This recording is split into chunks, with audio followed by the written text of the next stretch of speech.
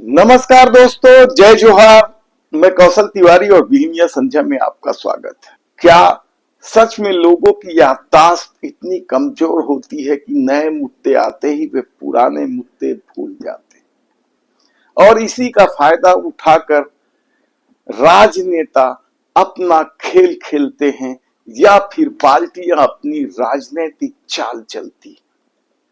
कहना बड़ा मुश्किल है, लेकिन आज हम उसी पुराने मुद्दे को लेकर आपके पास आए हैं जिसने छत्तीसगढ़ की सियासत में भूचाल ला दिया था। न केवल भारतीय जनता पार्टी बल्कि विष्णुदेव साय की सरकार को कटघरे पर खड़ा कर दिया था। लेकिन अब 5 महीने बीतने के बाद उसकी क्या स्थिति। हम बात कर रहे हैं छत्तीसगढ़ के दुर्ग जिले के समोदा गांव में मार्च के महीने में जब पुलिस और एंटी नारकोटिक्स टास्क फोर्स ने रेड मारी तो कैसे 5 एकड़ में अफीम की खेती का मामला सामने आया था।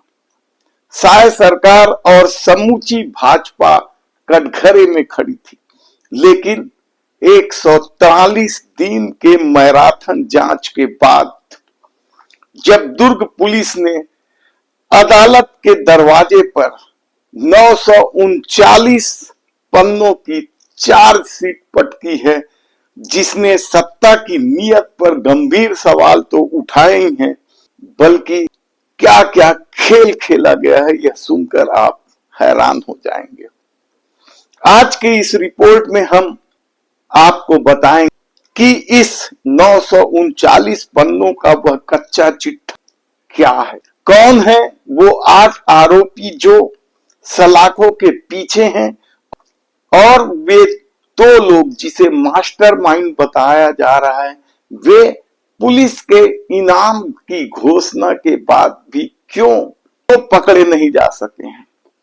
5 माह बाद भी पुलिस के हाथ क्यों खाली।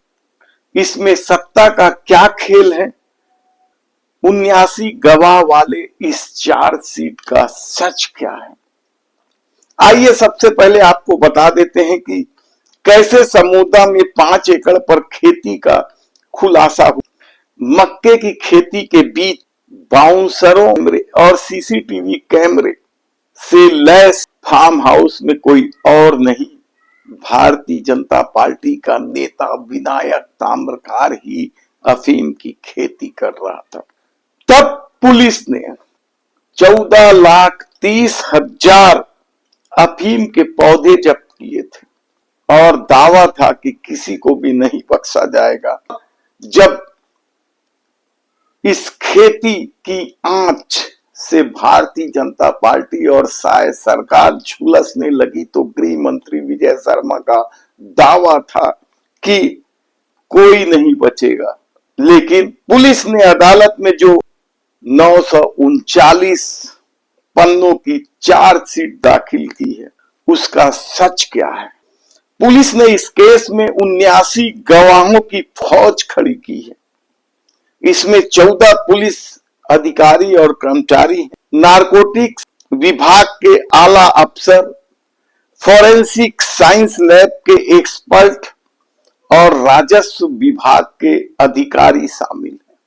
ये वो राजस्व विभाग के अधिकारी हैं जिन्होंने एक एक इंच नापा।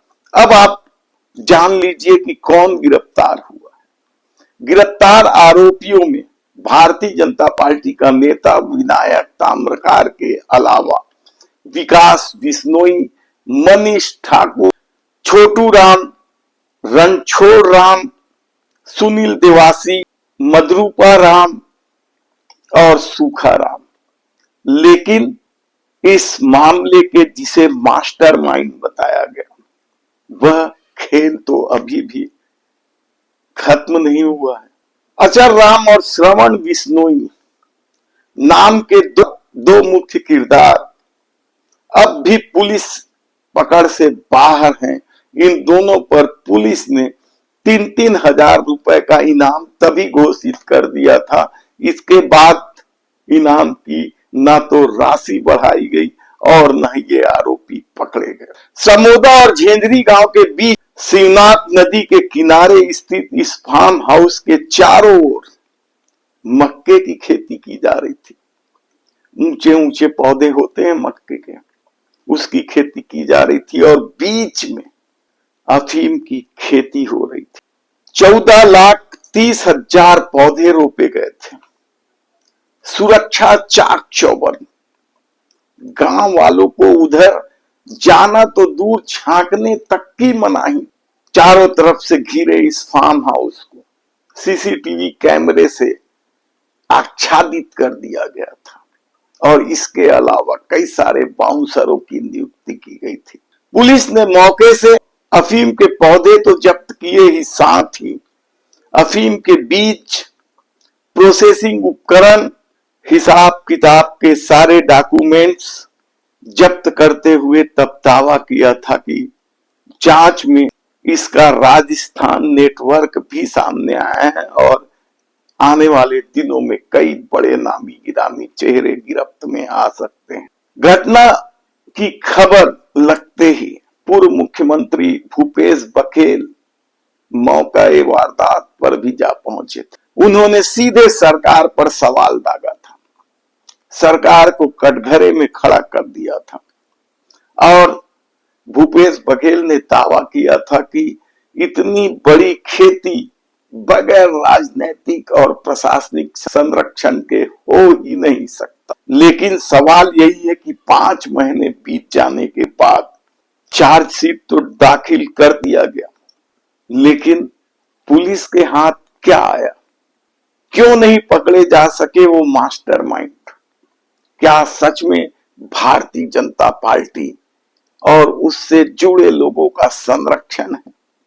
क्या सचमुच सरकार आरोपियों को बचाने की कोशिश कर रही? क्योंकि चार्जशीट में लिखी बातों को लेकर भी अब विशेषज्ञ सवाल उठा रहे हैं।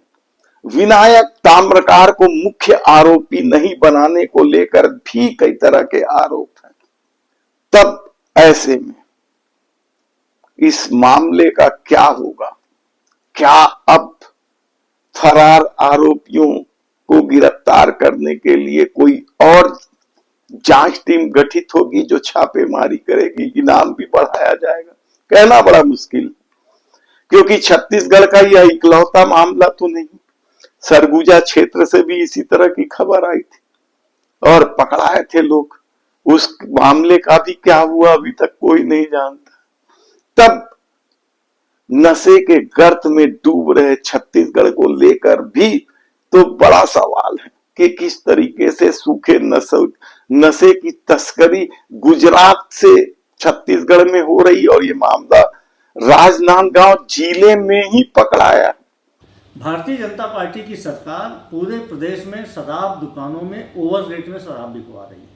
सरकार ने वैसे तो शराब के रेट शासकीय रिकॉर्ड में कम कर दिया है, लेकिन ओवर रेट में शराब बेच के जो डिफरेंस का पैसा है वो सत्ता में बैठे हुए लोगों की जेब में जा रहा है। ये सीधे सीधे सरकारी खजाने पे डकैती है। इस मामले की जांच होनी चाहिए और कांग्रेस पार्टी मांग करती है कि इस मामले की ईडी जांच करे, सीबीआई जांच करे। इसमें जो भी दोषी उनके खिलाफ कड़ी कार्रवाई होना चाहिए। वास्तव में छत्तीसगढ़ में शराब घोटाला अब हो रहा है सरकार के संरक्षण में। तब क्या सचमुच सरकार नशाखोरों को लेकर साफ्ट कॉर्नर रखती है? ये बड़ा सवाल है। यदि इस पूरे मामले में आपको लगता है कि कड़ी कार्रवाई होनी चाहिए, सत्ता से जुड़े संरक्षण देने वाले लोगों का भी पर्दाफाश होना चाहिए, तो अपनी राय नीचे कमेंट बॉक्स पर जरूर दीजिए। और यदि आपने हमारे चैनल को सब्सक्राइब नहीं किया है तो प्लीज सब्सक्राइब कर लीजिए, बेल आइकन का बटन दबा दीजिए और इस वीडियो को इतना शेयर कीजिए कि आरोपियों को बचाने की कोशिश में लगे लोगों की नींद उड़ जाए। धन्यवाद।